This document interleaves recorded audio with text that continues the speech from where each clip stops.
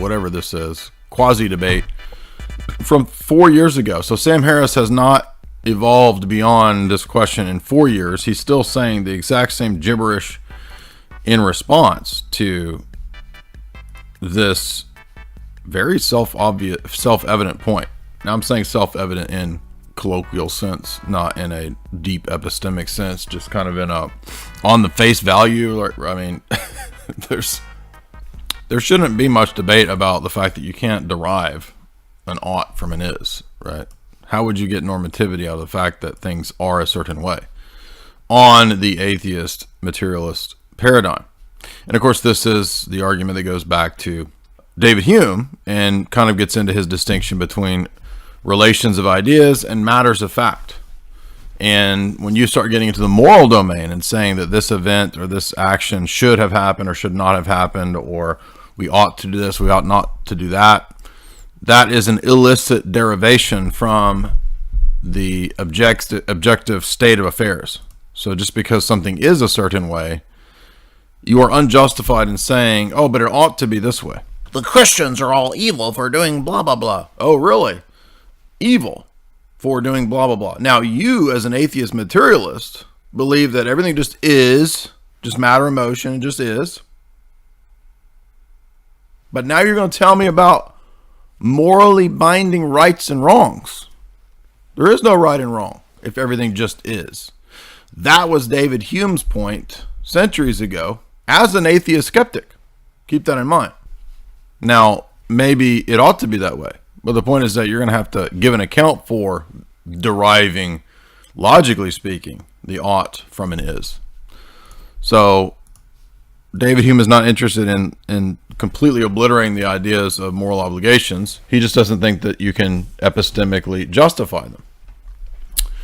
And most of secular atheist academia has not advanced beyond this point. Now, some people think they can solve this question. Sam Harris is one of the atheist intellectuals who thinks that this problem is solvable. And so 4 years later, the recent podcast with Dr. Jordan Peterson, this very issue came back. And we saw for about an hour Sam Harris rambling, fumbling, basically not giving any kind of coherent answer at all, but still somehow thinking, still somehow imagining that this counts as a reply.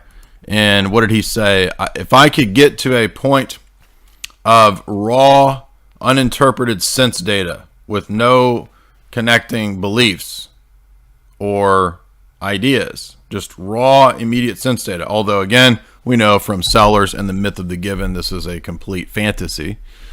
You're not ever going to get the givenness of objects without assuming that there's objects in the external world to causally present that givenness to you, which is the very thing that's in question, that's unjustified. You're never going to get that on that paradigm. It's just something you'd have to assume, but can you justify that assumption? That's the issue here. Sam Harris is in the position of a very typical atheist type of guy. I mean, he kind of is, in many ways, you could say, just like the face, the icon of the, standard Reddit tier atheist person that most of you will encounter. In apologetics, we want to be concerned with, well, what's the position I'm most likely to encounter in the world that challenges me. You will be doing debates with acolytes of Sam Harris, because they are a dime a dozen, and everyone thinks, of course, this is the enlightened position. 99% of the normie world, the Reddit, sophisticated internet, Kumpad dweller, believes that this is philosophy and this is sophistication.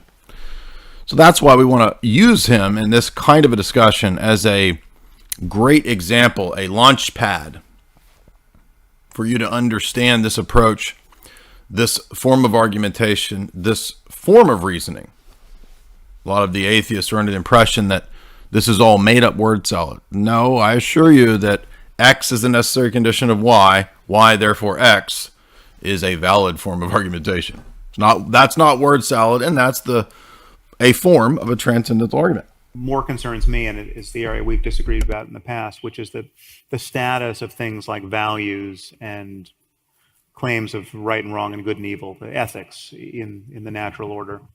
You have made much of this notion that you've derived from Hume, that you can't get an ought from an is. But perhaps you prop that up. Like I, in the past, in my book, The Moral Landscape, and I think it was the TED talk I gave that you reacted to way back when. We're going to be focusing on deriving oughts from is and the notion of getting normativity, right?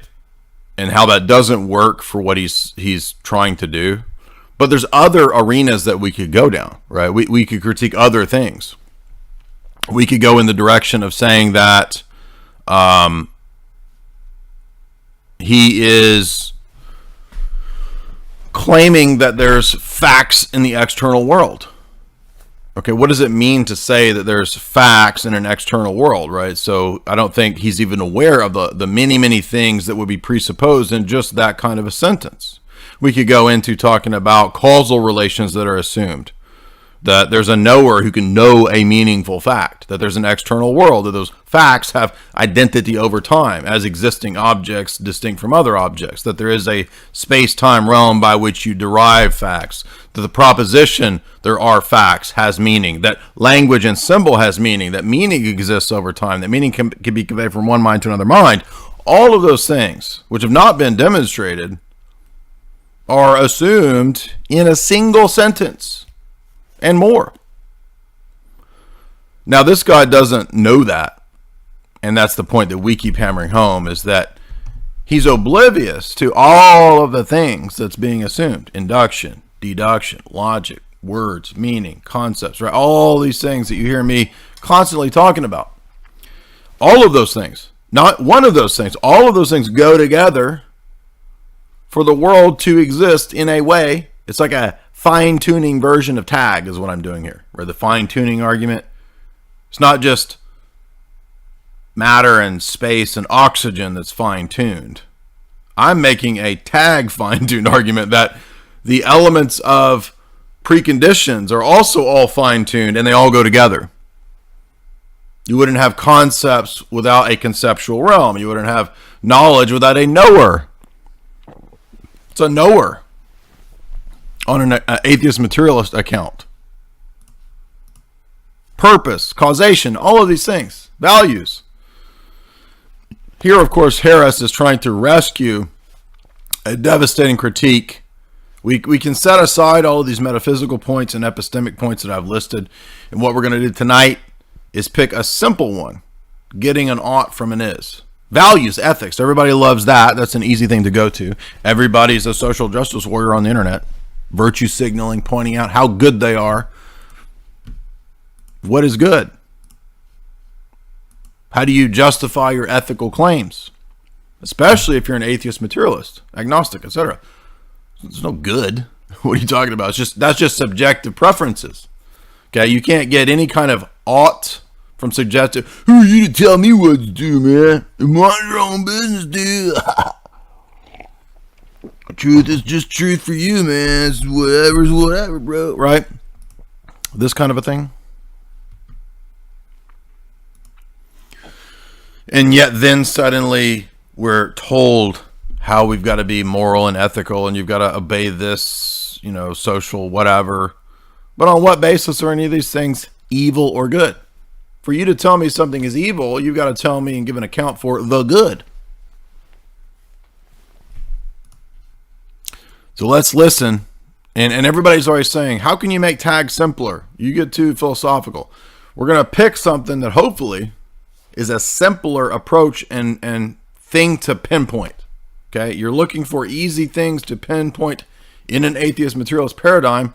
This is a great one. And this is one that hits at the level of every man. It's not going to matter whether they've got philosophical prowess, whether they've read a bunch of books or not, because this is something everybody has some view of right and wrong, right? Metaphysics, epistemology, those are pretty abstract. They are a little difficult for a lot of people. A lot of slow boys. Apparently, America is 50% slow boy because half of America can't read a book written at 8th grade level. I'm not joking. That's a real statistic, according to Cotel. Now, if that's the case, then we're going to have to dumb this down. Dumb this down. Let's bring it down to that 4th grade level. 4th grade tag right now. Out on the playground. Recess, tag time. We're not talking about tag you're it. We're talking about tag, precept, out there on the playground. The playground. ABC, boys to men, ABC, BBD.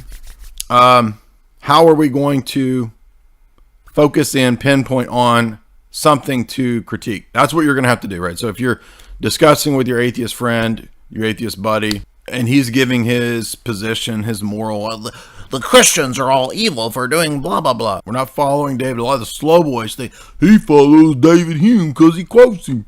Yes, everyone I quote, I follow religiously. Yeah, sure. That makes a lot of sense, right? Two slightly different claims. One would be the claim that you can derive ought from is, which I think is just manifestly wrong. That's just logically wrong. Ought from is manifestly wrong. Everybody has a weird. Have you noticed people's cadence? I was listening to people podcasts, today, and I was thinking about how weird people's cadences are.